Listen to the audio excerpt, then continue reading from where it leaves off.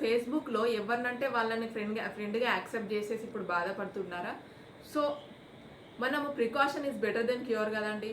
So, Facebook friend request accept చేసేటప్పుడు ఒక్కసారి మీరు అబ్జర్వ్ చేయండి. వాళ్ళ నేమ్‌ని ఒకసారి చూడండి.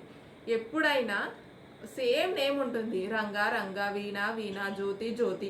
సో, ఇలా ఒకటే నేమ్‌ని 2 టైమ్స్ వచ్చిందనుకోండి, అది 90% గూడా ఫేక్ అకౌంట్ ఉంటుంది. జస్ట్ వాళ్ళు మనకు టైమ్ పాస్ చేసుకోవడానికి వస్తారు అంతే. సో, అలాంటి నేమ్‌ని ఒకటే నేమ్ 2 టైమ్స్ ఉందనుకోండి, అలాంటివి యాక్సెప్ట్ జేయకండి. ఇంకొకటి ఒక్కసారి కొంచెం టైం తీసుకోవాలి.